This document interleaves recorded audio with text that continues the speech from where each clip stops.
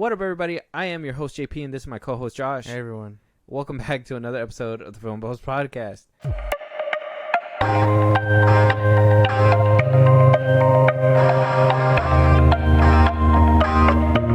All right, y'all. So, welcome back. And for all the new listeners, welcome in.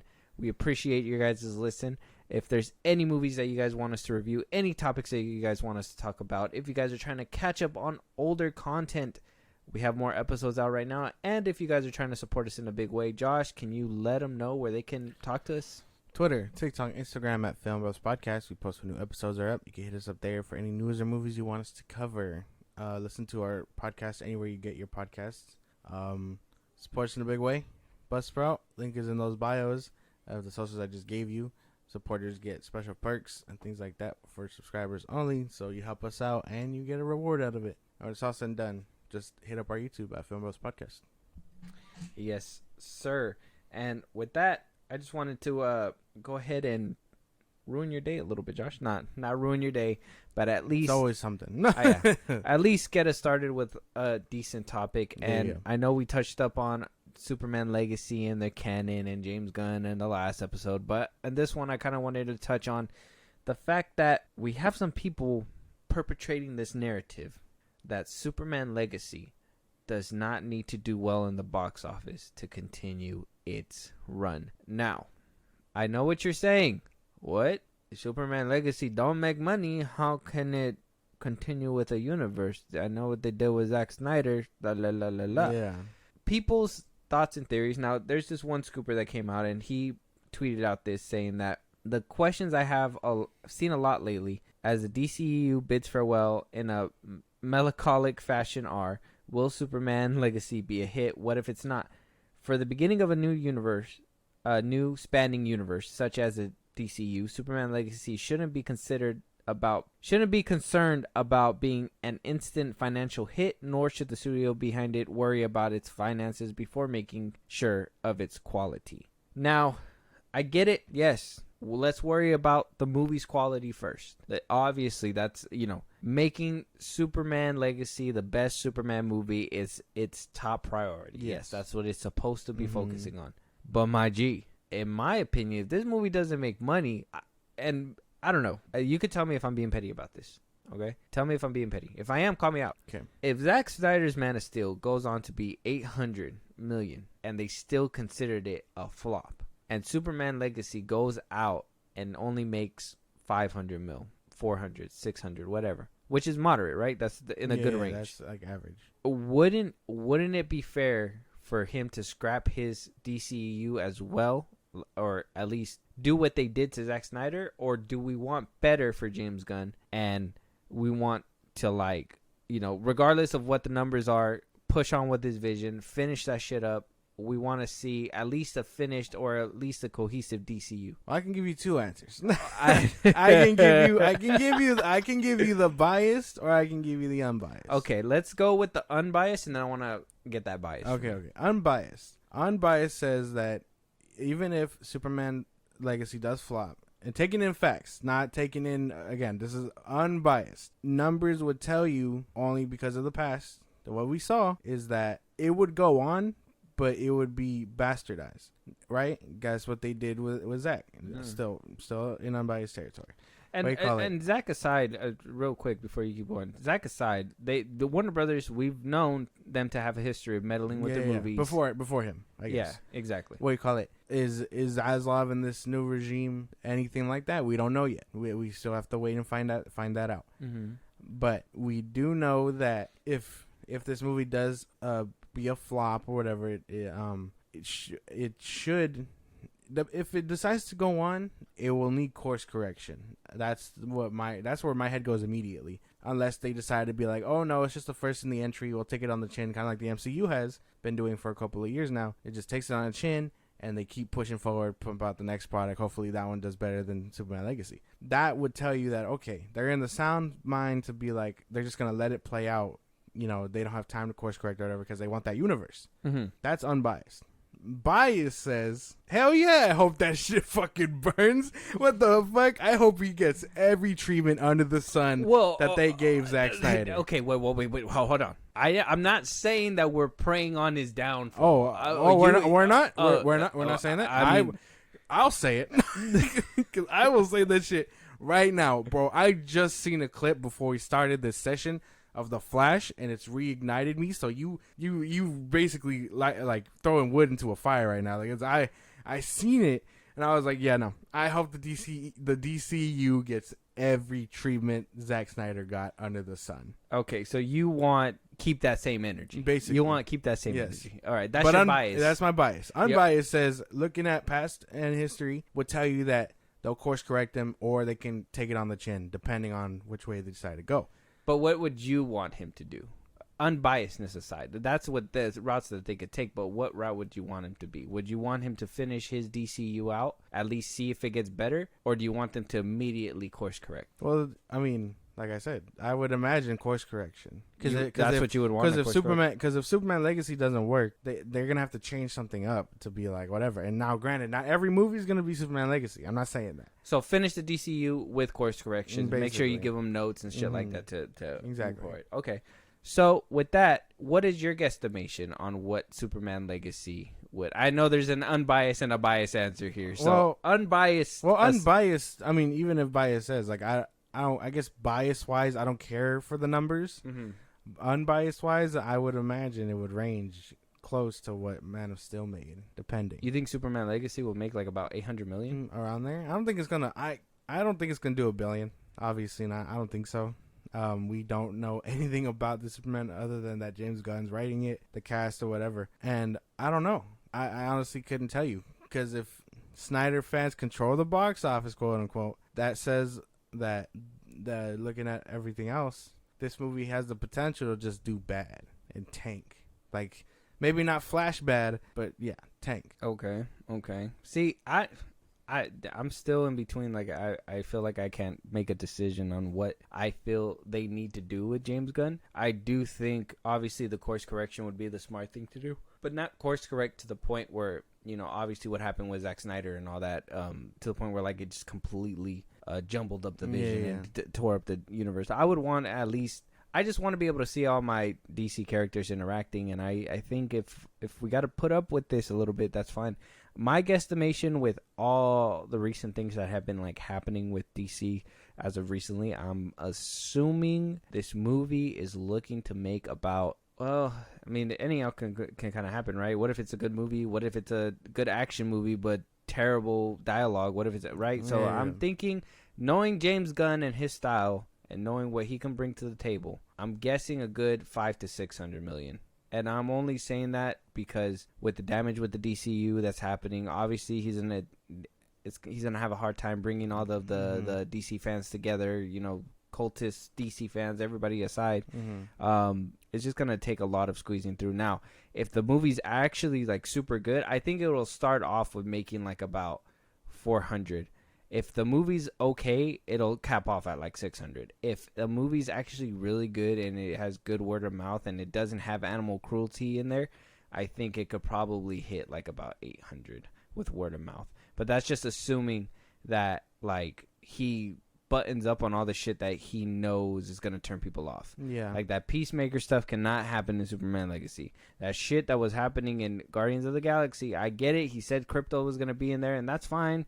I don't mind a crypto in there, but I don't need a fluffy, duffy animal everywhere that he fucking goes all the time either, unless it's like a kid's movie, you know? Yeah. But with that, I mean, at least with that, I have faith in James Gunn, but I don't believe 100% that he can deliver what we're looking for in a Superman film. I have to wait and see, at least with the trailer. But like I said, I'll have my good days and bad days. I know you have like this, like, you know, you got beef. I do. I know you got beef. Yeah.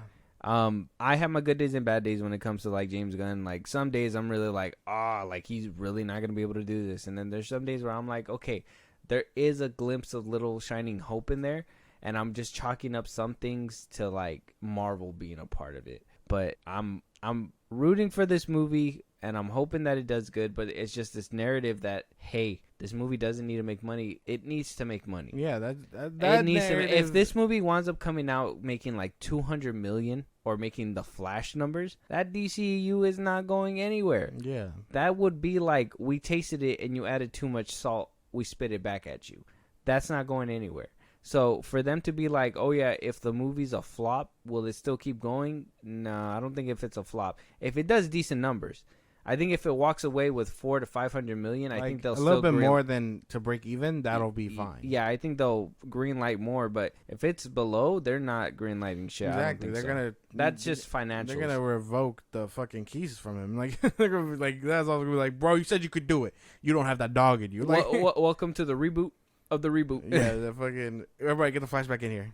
But yeah, that narrative is ridiculous. That's not how Hollywood works. That's never how it worked.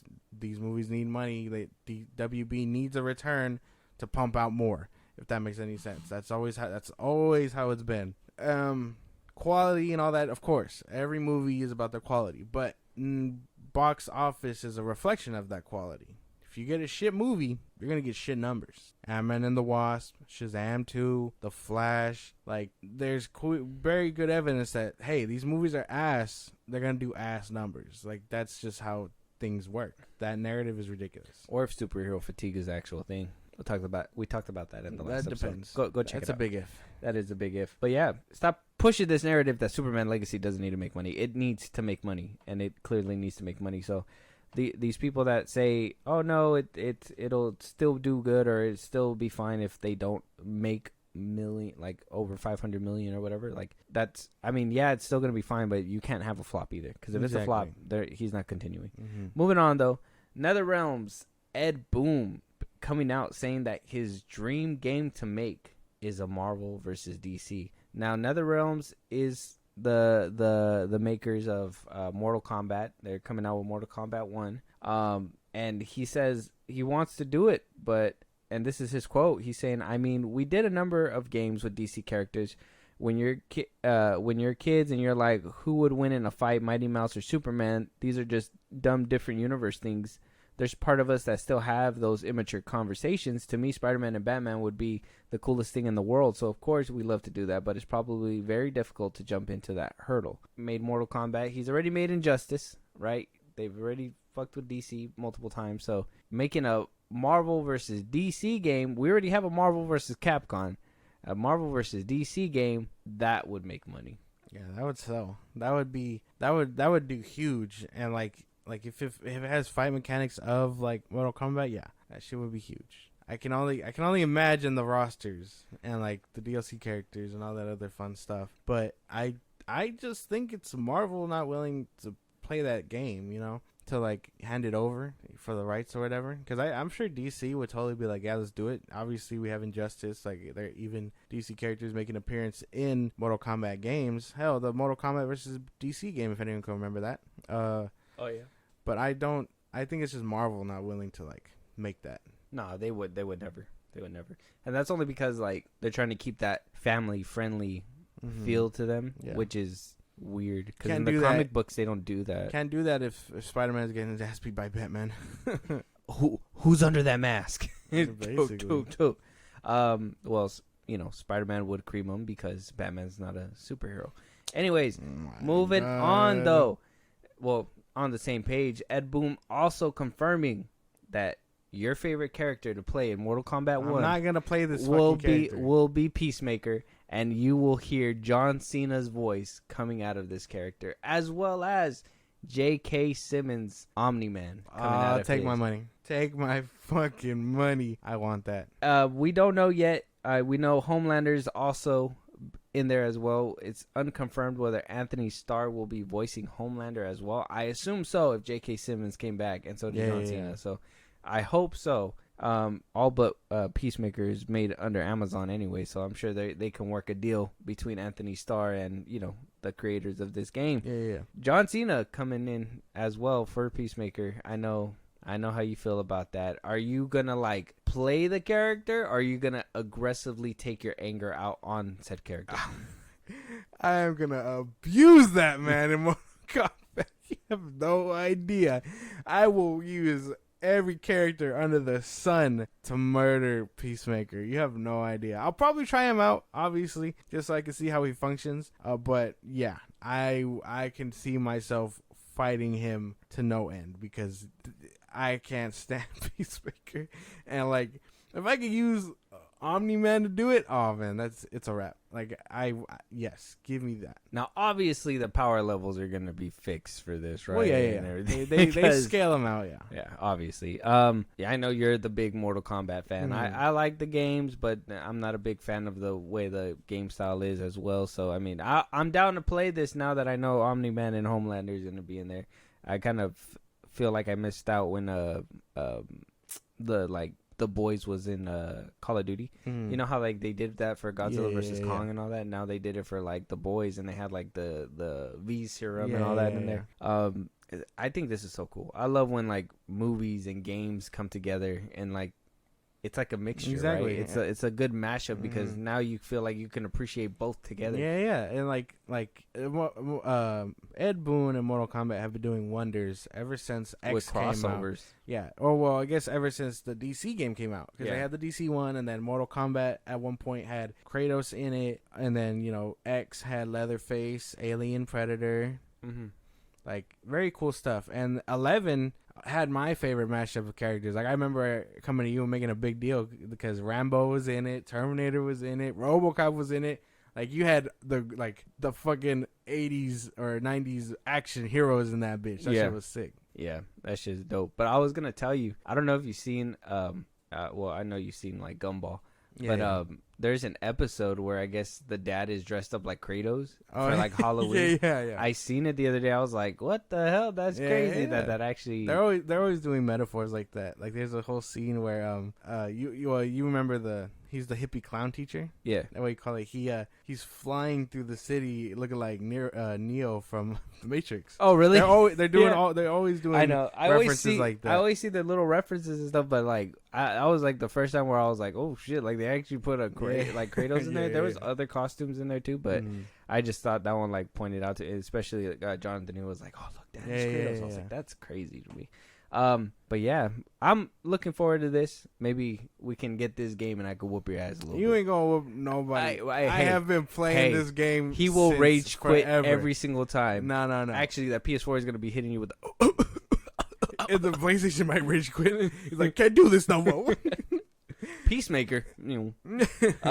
Moving on though, David Ayer coming out and saying that he's basically been robbed out of the Fast and Furious franchise. Him being on for the first ever the Fast and the Furious. Way back when. So back in the day, a couple writers had did an original script for the Fast and Furious. When Universal seen the script, they kind of looked at it and was like, let's do a rewrite. David Ayer, who was up and coming at the time, he wasn't really like this big name, was given it to be rewritten. He asked for a few conditions. They gave it to him. He wound up turning in the script. I believe he got credit, but he only got a small amount of credit for what he thought was big changes. He basically says in this quote saying that the biggest franchise in Hollywood, and I don't have any of it. I got nothing to show for it, nothing, because of the way the business works. When I got the script, that shit was set in New York. It was all Italian kids, right? I'm like, bro, I'm not going to take this unless I can set it in LA and make it look like people I know in LA, right?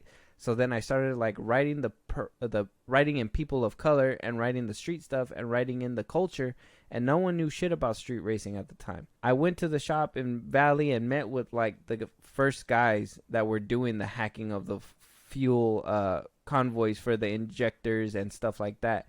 And they had just figured it out and they were showing it. And I'm like, fuck yeah, I'm going to put that in the movie. And the narrative is I didn't do shit right. It's like people hijack narratives and control narratives, create narratives to empower themselves, right? And because I was always an outsider, and because like I don't go to the fucking parties, I don't go to the meals, I don't do any of this stuff, the people that did were able to control and manage narratives because they were socialized in that part of the problem. I was never socialized in part of the problem, so I was always like the dark creative dude. Beware. That makes sense. It's interesting to know that he's always been that guy to like represent the culture, like even way back when. Yeah. Like, yeah, I couldn't imagine, or I guess now we can't imagine the Fast and Furious franchise anywhere else but LA, you know? Yeah. Like, that's where it started. That's where they took it back in 7. Like, now they're all over the world in Rio and stuff, but it started in LA. And, like, that's crazy. Crazy that he didn't get credit. Crazy that's how the system works. He obviously deserved more credit. I know that's probably long gone now, but yeah. Yeah. And, I mean, think about it. He wrote the original Fast and the Furious, the one that made tons of money, the one that is still helmed to this highest peak, you know what I mean? Though the Fast and the Furious franchise has gone further and got a little bit more emotional, yeah, everybody still remembers where it started. Everybody says, oh, this was just a movie about cars and street racing and blah blah blah. Everybody felt the culture that was oozing from this movie that I feel really was missing in later installments. Though they captured a different lightning in a bottle. It wasn't that lightning that David Ayer had brought into it, which you can tell is that flair that David Ayer puts into his movies, because not only does this movie kind of remind you of the movies that he's made, like what is that one with Jake Gyllenhaal, and the other one On the Watch or something, On Watch or End of Watch, there you go. That one, like his movies have a specific feel, and to be honest, they missed out, because if they would have kept them on, who knows where this franchise probably would have stayed a little bit more grounded. Well, yeah, I can only imagine. There's a lot of factors. I don't think this franchise, with David Ayer, I don't think this franchise would have ever reached space. Yeah, no, I don't think so. Crazy to think about that stuff though, because this franchise could have been a lot of things, but now it's here. No, it's where Fast X is basically. Yeah. How do you feel about that movie now that it's been a little while? Fast X? Yeah, still alright. Not the worst one, it's not the worst one, but it's decent enough.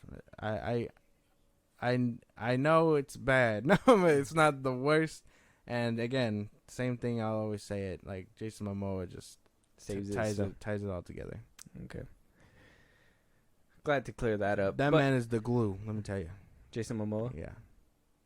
Yeah, I would say so. I would agree with that. But another conversation that they kind of touched up on too is David Ayer's The Suicide Squad. Obviously, that's always going to be a topic of conversation. Yeah. John Berthal asked him himself, what is David Ayer's biggest heartbreak? And you know what? I'll just let you see the clip. What's your biggest heartbreak in the film industry? What's the thing that's hurt the most? All right. So Hollywood, I tell people, is like watching someone you love get fucked by someone you hate. So, you know, the big one is like Suicide Squad. That shit broke me. That handed me my ass. How so? Come right off Fury, right? Had the town in my hand. Could have done anything, and I did do anything. And, you know, go on this journey with it, and the same thing, like authentic, truthful. Let's do all the rehearsal. Let's really get in each other's souls. Let's create this amazing collaborative thing, right? And then Deadpool opened, right? And then they never tested Batman versus Superman, so they were expecting a different result, and then they got hammered by all the critics. And then it's like, okay, we're gonna turn David Ayer's dark, soulful movie into a fucking comedy now. Sounds about right. That's exactly what happened. God damn. Ayer, man, I hope your cut gets to make it, man. It sucks to hear. It sucks to hear these things, because he's actively the only one still talking about it. Zack, he talks about it in hopes of like getting to continue, but he doesn't talk bad about anything else. He's not like he doesn't talk about the situation. He doesn't really address it in that manner. I think that's Zack Snyder's fuck up too. I know he supports it and everything, but I think as well as he pushed for the Snyder cut, I think he should have probably pushed for Ayer's cut too. I think on some level there should be a little bit more unity between the two, especially if a lot of people put emphasis on the fact that that's an exact continuation to what Zack Snyder was doing at the time. You know what I mean? I don't know. Do you see it like that, or do you feel like that movie is something that should have been? It would have filled that little arc, because it takes place right after BVS. So it's like Man of Steel, BVS, Suicide Squad, Justice League, and then so on and so forth. You even see in the beginning the black banner of, Superman and all that as well. Exactly. Like we can't really imagine what the world was like without Superman, because that's technically not the world that it's a part of. It's a bastardized version of it. It sucks that we're probably gonna get it somewhere down the line or not at all. Like, it's still up in the air about it. And how do you feel about like Zack not really pushing the narrative to release it more? I can't really be mad at him about it. I feel like he's on to much better, greater things. I think he's ready to. I'm sure if the door were to open and be like, "Hey, do you want to continue?" He'd jump at it, hesitantly jump at it. But I think he's moving past that to do greater and better things, like the zombie movies, and then Rebel Moon. So I think he's trying to just put it behind him. But I know he knows that if the opportunity arose, he'd go back to finish. Okay.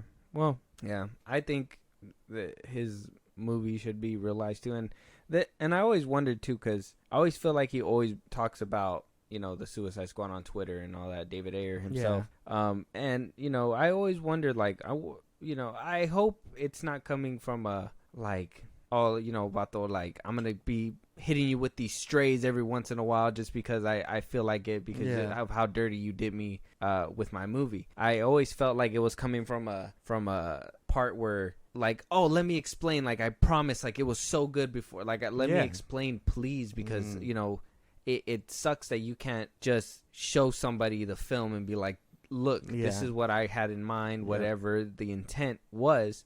It's kind of like, oh, like, I swear this movie would have been better.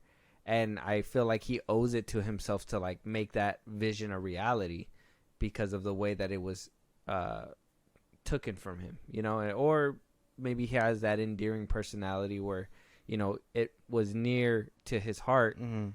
And especially, I mean, you've seen them. They even got a tattoo with each other because of, like, how they felt this movie was well made together, and the family the bond that they put on set, like that. You've never heard of that before. And if you hear how David Ayer is with his people, I mean, when Fury was coming out, the way the cast spoke about David Ayer himself, it just shows what kind of guy that he is, and like how this cut would complete his life if he can show it. Exactly. It's always going to feel like a part of him is just missing because he never got to show it.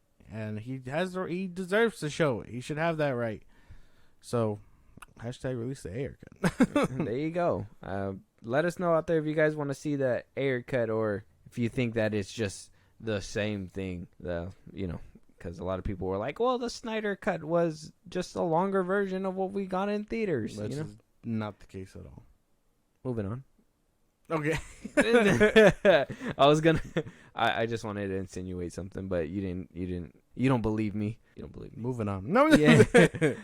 Moving on though. It sounds like Zack Snyder is also going to be releasing a Snyder cut of Rebel Moon. I guess it's part of the conversation already. So it's kind of a head scratcher, right? And I guess his point of view makes sense, and I'll explain that right now. For those that don't know, Netflix is releasing 2 versions of Rebel Moon. It is also getting a 3-part trilogy with a second part set to release in April because it was such a big film that it needed to be made back to back. Yeah. We're getting a PG-13 cut, and we're also getting a rated R version of this movie. Now, Zack Snyder feels that that's not enough Zack Snyder content. Let's go ahead and make a 5-hour cut of said movies. God. Now, if you also know, guys, he also put out the Snyder cut, which is something we talk about on this podcast quite a bit. And we are very respectable to the film because of the way it was put together. Now, that was a long movie, but not only did that movie come out, but it also came out in gray. Yeah. So, yes, it did. Zack Snyder is one of those gifts that keeps on giving. Yes. He's like, here's your main gift and your side gift and your top gift and your, you know what I mean? Your backup gift. In case make sure that your hands are full and you can't reach for your keys when you're trying to put the gifts in the car, you know? Yeah. And this was his, like, mentality towards it. So he says, the director's cut is close to an hour of extra content, so I think it's a legitimate extended universe version. You really get to see a lot. It's just more painted in all the way. The director's cut is a settle-in deep dive, which I have notoriously done throughout my career.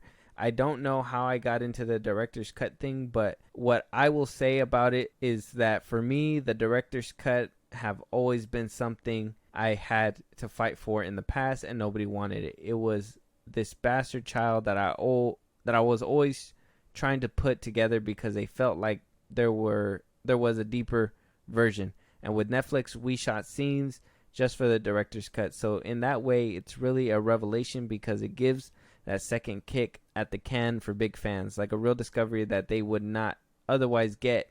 I'm really excited about it. So he basically is a director who shoots a lot of scenes knowing that his movie's going to get chopped up regardless. Yeah.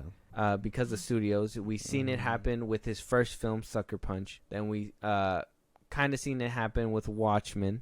300, his vision was realized with maybe a little bit of studio interference. But still, obviously, studios need to put their notes in. It's not always going to be 100% his vision. Then we get to Man of Steel. BVS gets 30 minutes out. Justice League gets completely revamped. And so, director's cuts have always been a part of his, a part of him because he is a director who literally films everything that he loves in the movie, and he'll cut things out that are obviously unimportant, but he feels will give a little bit more detail. Yeah, I don't know. You've seen all the director's cuts. Watchmen has a director's cut. BVS, Watchmen's like 3 hours, my man. Yeah. Yeah. BVS, Zack Snyder's Justice League. The only one that has yet to come out is Sucker Punch, but we're still waiting and hoping. Fingers crossed. Well, director cuts are nice. Only in that aspect of, you do get more about what's missing. While I understand that some things need to be cut because they don't give detail to the story or whatever. Like a lot of MCU scenes get cut because they're just unimportant, and people are like, well, why'd they cut that? I'm like, because it's unimportant. Like, you have to understand. Some things are just too much. Exactly. So I understand that director cuts need to be needed, but goddamn, 5 hours? Like, there has to be a line. And I understand he loves what he does, and it's exactly why these things exist. And I'm sure Netflix would love to put it out after seeing how the numbers do or whatever. But like for now, I think if you get close to the story you're telling without all those extra deleted scenes, you don't really need a director's cut. I feel like a director's cut is just that. It's always been the raw thing of movies. It's like the uncensored version, if that makes sense to me. Not uncensored. I think I would say more closer to the vision. I would say director's cuts are always closer to the vision because there's so many director's cuts that I've seen that are way better than the studio cuts. And it's always because there's certain things that I know for a fact, and after seeing so many, I don't know how many you've witnessed outside of like DC and like Zack Snyder's portfolio, but I've seen a lot of regular cuts and director's cuts because I'm always one of those people that like to notice the difference and be like, oh, that's different, that's added a little bit more, stuff like that. It's fun for me. One movie in particular that I can bring up off top is Total Recall, the 2011 version with Colin Farrell. Yeah. When that movie came out, I was really excited for it because I was a fan of the Arnold Schwarzenegger one back in the 90s, I think, or 80s, whatever. And so when I was watching this one, I liked it. I'm not gonna lie, it wasn't like a huge issue, but I was kind of like, there could have been a little bit more. But then I heard about like when the director came out, can't think of the director off top, but he came out basically saying like there was certain scenes that needed to be cut by the studio because the studio thought it was too confusing and the viewers weren't going to get it. It was just too much to juggle. And it basically had to do with spoilers if you guys haven't seen that movie, but and you don't care if I kind of spoil it. No. It kind of helped create more suspense because you didn't know whether it was reality or it was fake. So there was a lot of things to kind of help fake out the audience, and that was all cut out because the studio thought, according to the director, that it would be too confusing for the audience. And I personally thought it was delivered well. I don't know, and I looked on Reddit and stuff like that and saw what other people thought about the director's cut as well, and a lot of people seem to like it a lot better than the studio cut. So there's most definitely same thing, that they're fighting for the Schumer cut of Batman, and so on and so forth. A lot of the times, director's cuts are just the vision realized. Like the studios go in there, they see the cut that the directors put out for them, and they're just like, I don't think people are gonna like that. And it just sucks that it goes from one man's head, you know, like probably some older dude that, you know, doesn't really see movies as like visions. They're just products to him. Yeah. So yeah, it makes sense. Little deep dive for you guys.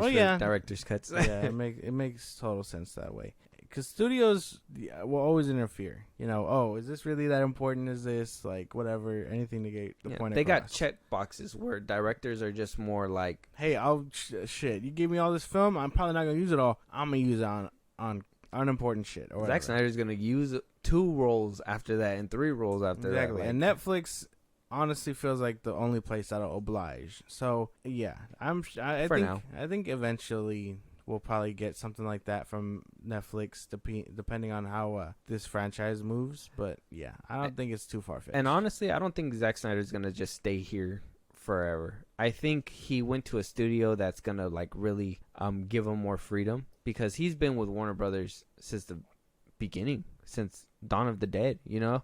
And even then he didn't fully, he directed it, but he didn't fully direct the movie. Like he obviously he was just up and coming at the time. But, like, he did that movie, barely got credit for it, wound up getting sucker punched, had studio interference, still hasn't have a director's cut.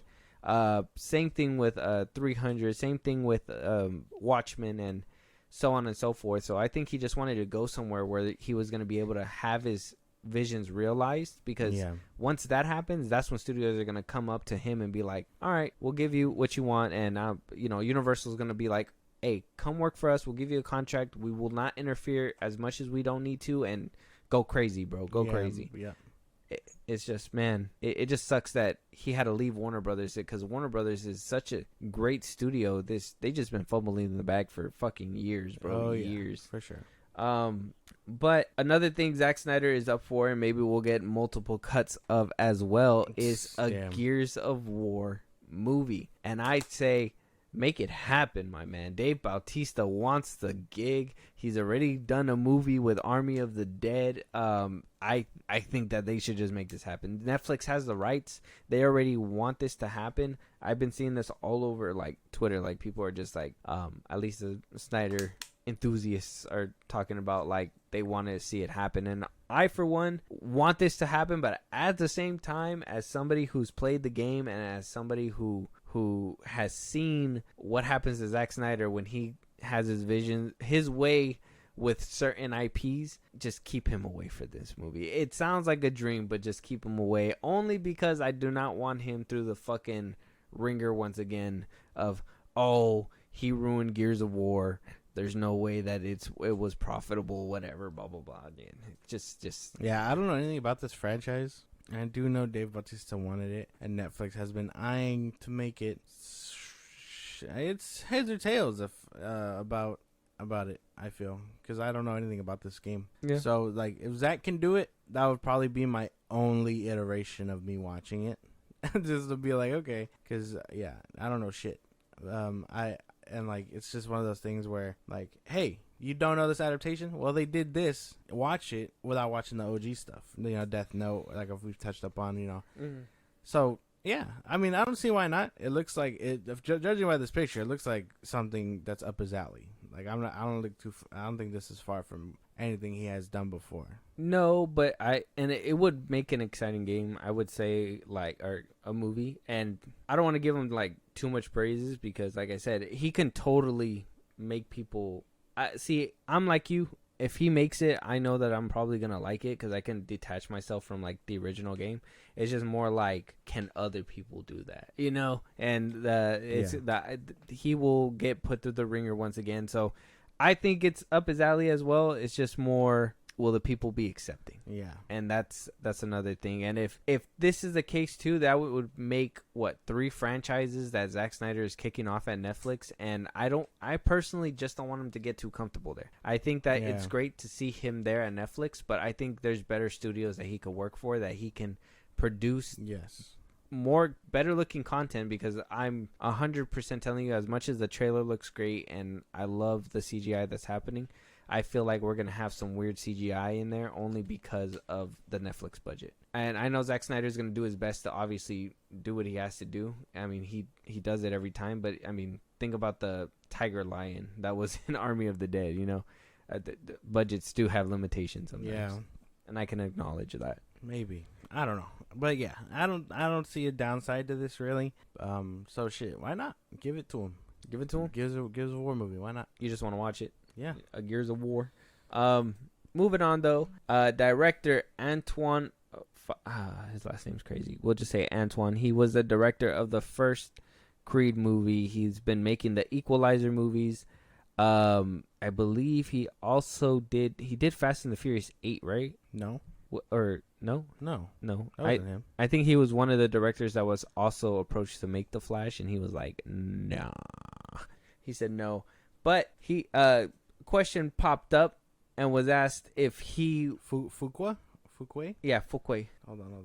I just had the fucking link open. I'm dumb. Hold on. Antoine Fuqua. I think that's his name. Hopefully we're not butchering it. Antoine Fuqua.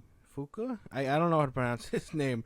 He did Training Day, Equalizer 3. Mm-hmm. Well, he did the first Equalizer 2. He basically ran that fucking franchise. Hey, Yeah. he did Emancipation. I didn't even know that. Yeah. He did The Magnificent Seven, Yeah, there you go. Southpaw, All those. Shooter, Mm-hmm.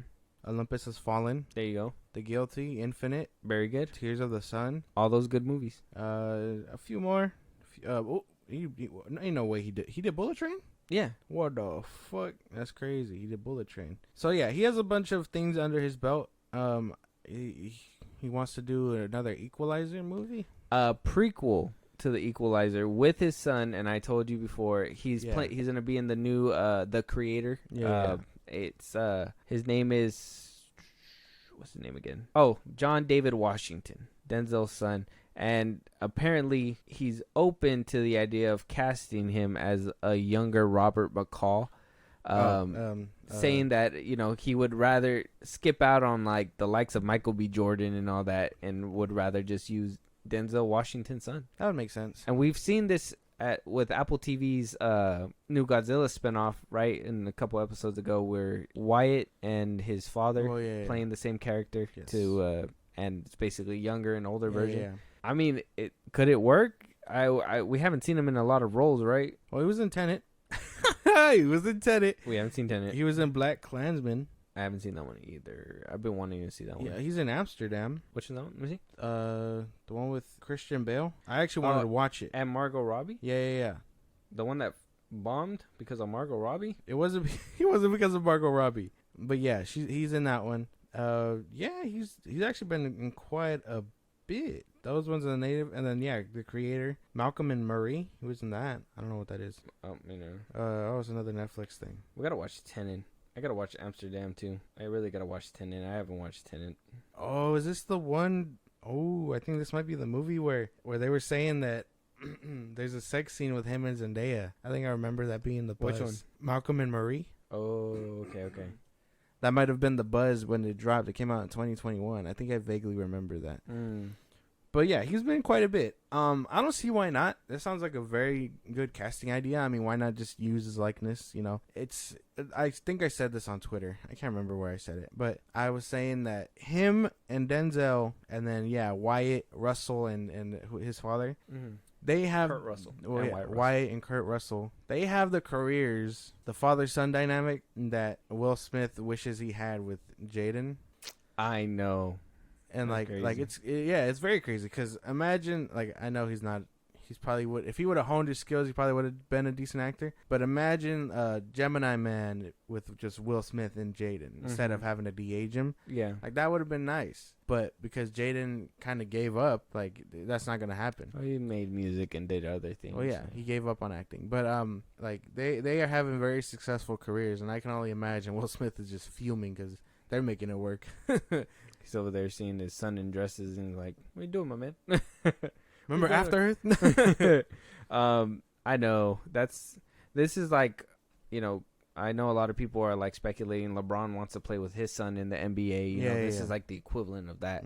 And so I think it's great. I use their sons because especially if they're like coming in acting. I didn't even know he was like a hotshot and was in all those movies because to be honest, I haven't really been hearing his name. Maybe all the movies he's been coming out in, I just haven't been watching because I haven't seen The Black Klansman. I haven't seen Amsterdam. I haven't seen any of those movies, and I think that's probably another reason why, because his movies haven't really been hitting like his father's has, like Training Day and you know, all those movies. You'll get there. Maybe because like the creator is what's putting him on the map for me. I really want to see that movie for that, and maybe seeing his chops in there is going to make me want to look through the rest of his resume. But his name didn't really hit my desk until the creator. And he's been in Tenet and all that stuff, but maybe Tenet was because of COVID, and maybe we can excuse him depending how you view that. And I don't even know, the Klansman, did that one get a lot of play? Is that the one where Adam Driver's like the meme of where he's like, oh yeah, he says the line and everyone's like, bro, you're just supposed to tell him to stop. When it's like he played that role a little too well. Yeah, that's the one. 2018, Ron Stallworth is the first African-American detective to serve in the Colorado Springs Police Department, determined to make a namesake for himself, and sets out to basically stop the KKK. Yeah, so I gotta watch that one. I'll probably do my homework on him because he seems like a powerful actor. He might be like up his dad's lane, but I don't know. Maybe because I grew up with Denzel Washington. You know, John Q, all them, like he was just like this. Oh yeah, he was emotional heartstring kind of guy, and I was just like, damn, Denzel. I fucking love Denzel. But speaking of how Margot Robbie bombed that movie, it wasn't because you couldn't even remember the name. I was gonna say Babylon, but it's Amsterdam, huh? Apparently they say failed, but I don't think that she failed out of the audition. She wound up auditioning for American Horror Story Asylum way back when, and they wound up not giving her the role. A lot of people are speculating it was Leslie's Brocheur's character, which I don't know if you remember Asylum. It was the girl that was basically running the asylum within abducting everybody or whatever. The one that was gonna be the one that basically goes crazy. I don't know if you remember that show or if you've seen that season at all, but apparently she had auditioned for it. Yes, and that's fucking crazy in and itself. I never even knew that, but apparently the casting director said that Margot had a lot of factors. That was a tough thing about casting directors who aren't in the room anymore with the actors. That Margot is probably one of my favorite auditions of all times, and it was right before she broke out. She was such a star. It was crazy. Her star appeal when she walked in the room, even though she didn't get the role, that was one of those things as a casting director where you go, this is a star, what do we do with her? Immediately, though, she was out of our realm of possibility of hiring, but that's really the fun part of casting, is seeing the people whose careers are just rising. But yeah. You're telling me she couldn't get that part, but Kim Kardashian can get a part in a different We're show? in a different era, man. We're in a different era. No. Acting is acting, and I would rather see Margot Robbie than Kim Kardashian acting. Well, you got to understand, Margot Robbie at the time of Asylum, because that one came out, I think, 2013 or something like that. And at the time, she wasn't even a thing. She wasn't a thing at the time, was she? No, they said it was like right before her breakout, so I'd imagine probably before Suicide Squad. This show came out 2012, 2013. This season came out 2012, 2013, and at the time, let me see if she came out in any movies around that time. Wolf of Wall Street. So she basically got dropped from there and immediately got scooped up somewhere else. Suicide Squad. Yeah. Suicide Squad came after that. No, actually, she was in Focus before she was in Suicide Squad. So she went Wolf of Wall Street, and then she basically went to Focus with Will Smith, which she was fucking phenomenal in that one, I believe. She did About Time, I guess. Oh, she had a side role in About Time. I guess she was the friend, and that came out in 2013. So that's where she probably did her due diligence, was the side role there, and went up from there. Oh, yeah, she did little movies there. Sweet Française. That's like a French movie. Sorry if I butchered your French. But, yeah. So she basically got scooped up in a different major movie as a side character and then possibly came out in the other 2013 film. So the casting director said it himself. She was already like a rising star. I don't know if she failed out of it completely, or was it because maybe she got the role and she was like, well, I'm not going to do TV. I'd rather do this role. I'm not sure.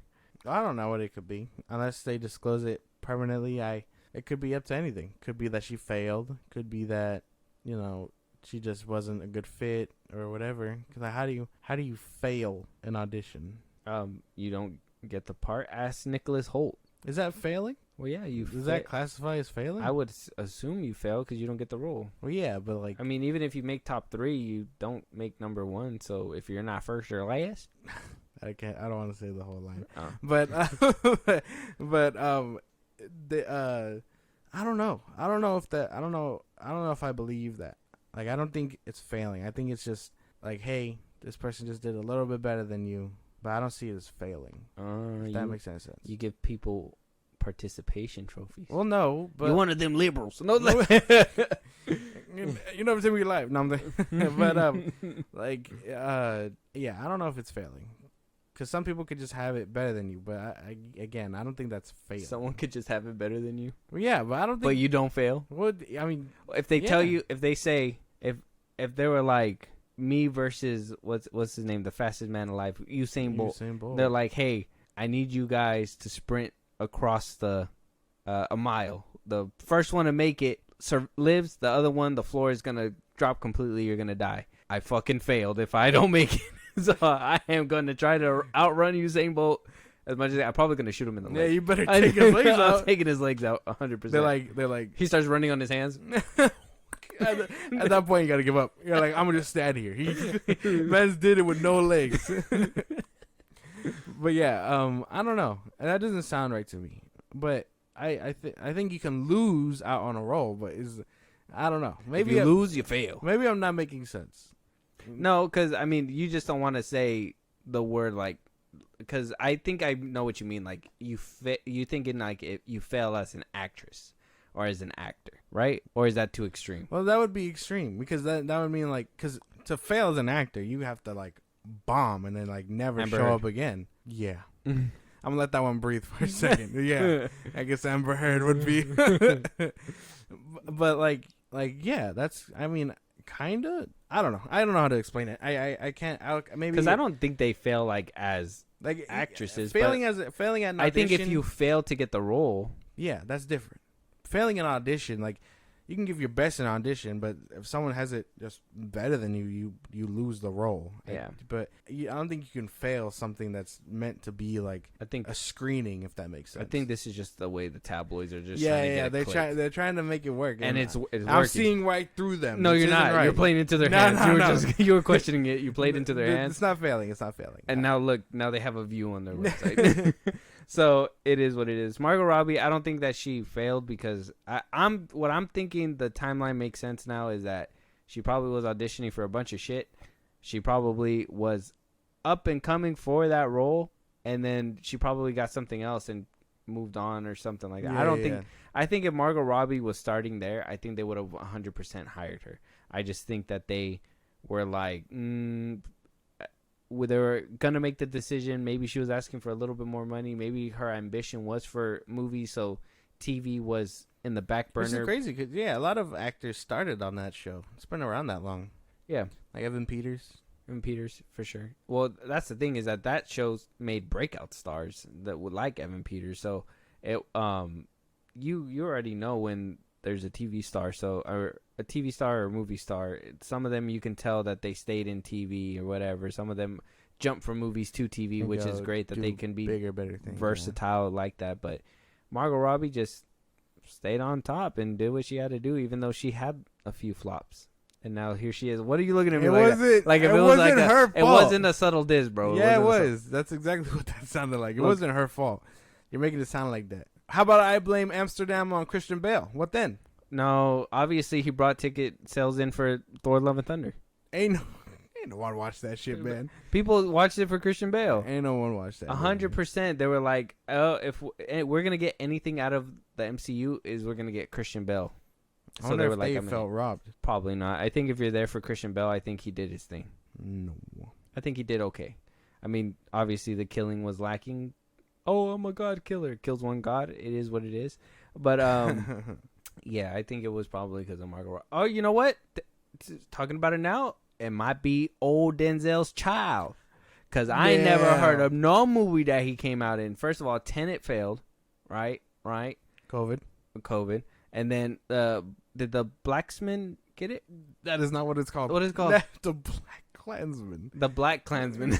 Black Klansman. Sorry. I thought it was Blacksman. Sorry. So the Black Klansman. Did that one flop or did it? I'll tell you right now. All right. Hold on. It could be him. I might have been aiming my sights at the wrong person. I didn't even know he was casting those movies. It made $49.3 million in the United States and Canada, and then over in other territories it made $44.1 million for a total worldwide gross of $93.4 million against a production budget of $50 million. Yeah, so it did good. Did really good.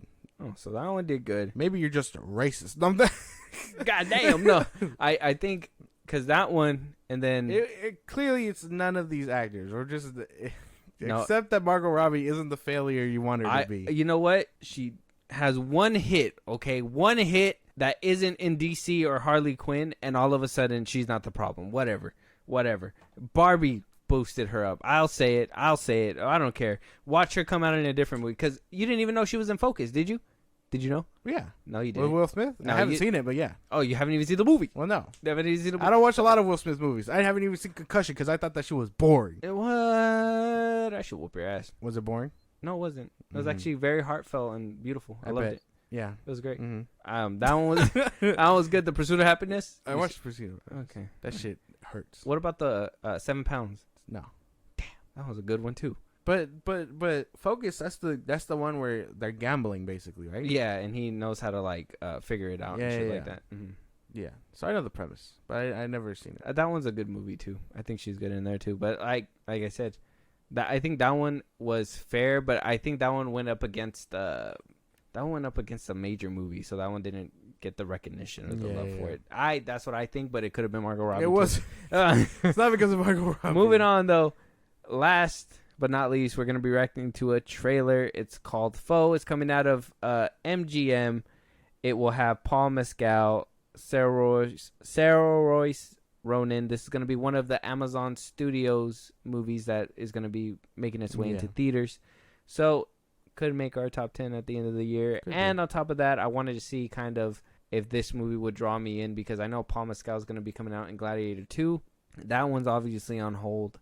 I haven't seen any other movie. Oh, I read what other movies he's in, but I haven't seen one that actually calls out my name to watch just yet. So I wanted to see this trailer, see if we enjoy it, and see what we think of Paul Mescal himself. Yeah. You want me to read you the synopsis of what it's about? Yeah.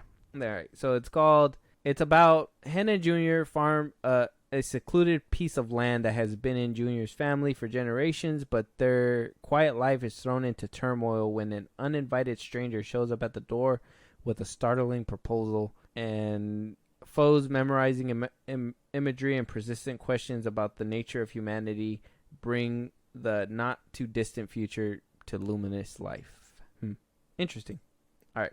Ready for the trailer? Yes. 100%? Mm-hmm. Let's get it. Hen? Expecting anyone? I need to have an intimate understanding of your marriage, the good and the bad. I promise it's confidential. It's between you and me. Do you feel happy here? Of course I'm happy here. Aren't you? Do you feel you know how she would react in every situation? I've always had this fantasy that there's something else out there for me. Do you want to live mundane lives, or do you want to be part of something special and unique? You've been selected to live up there. Okay, well, you're wasting your time because we haven't even been on an airplane. She'd hate it. I should clarify. I'm talking about you here, Junior. Only you.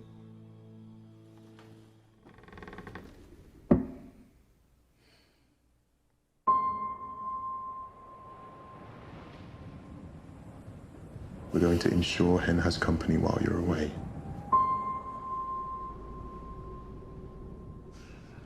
We're going to replace you.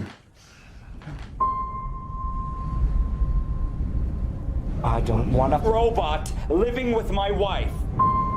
Do you really want to leave her here all alone, day after day? He doesn't really see me anymore.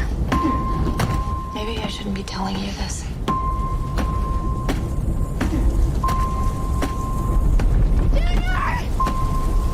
I encourage you to use this opportunity to act on your instincts.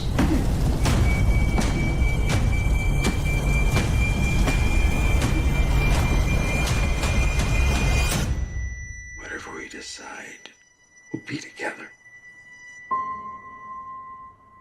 Okay, October 6th, not bad. Don't look too bad. No real big complaints. Another about it. sci-fi movie Mm-hmm. coming from Amazon Studios. Watch Yeah. out. It seems interesting. I don't know if this trailer completely drew me in. I don't know what it was. Yeah. It seemed like it was trying to come off as like a scary movie, if that makes sense, but it's out of place. Yeah, it's not a scary movie. It's trying to be a sci-fi scary movie. If that makes sense. It's kind of like a mixture with what's that movie with that little alien thing? Ryan Reynolds is in it. They're in space. Life. It seemed like with that trailer that really gave you that suspense of like sci-fi horror, like like an alien movie. Mm-hmm. It seemed like this one was trying to be like a sad on the prairie movie, and then went to some horrific sci-fi stunt towards the end. I don't know. Yeah, I don't know. The trailer itself is weird. Everything about the movie looks fine. Like it looks interesting enough to reel me in. I don't know if it's a theater movie though. I think this could be a streaming movie. And that's the problem, right? That's the problem because and this is what I was thinking about too, because this is also what I think with Blue Beetle. It feels like a streaming movie. And these streamers that are putting these movies that are, feel and are probably intended to be streaming movies are now being propagated to be pushed up to theatrical release. Yeah. I mean, can we, for at least the viewers out there, are you able to describe what the streaming movie feels like? Or like when you look at it and you're like, that's a streaming movie? Because there's movies that I look at and I'm just like, that doesn't look like a theater movie. That looks like I could wait till it comes out. The best way I can describe a streaming movie, it's like, the best way I can describe it. It looks like something you'd put on if you had nothing else to watch. You're like, hey, there's a brand new movie. It just hit my radar. It came recommended to me on Amazon, Netflix, so on and so forth. Here it is. Like, that's the vibe I get. Because with big theatrical movies, like The Creator, I guess that's a good example. It feels like a spectacle. It feels like that. A lot of it is like, damn, that looks like a theater movie. Like, it'll bang in theaters. Mm-hmm. While other movies just give you that, oh, this is a comfy, like, watch at home, enjoy maybe some snacks, popcorn, chill on the couch, enjoy it with a family member, depending on what you're doing, and just watch it. It's not like that's the best way I can put it in terms of like my mind accepting it.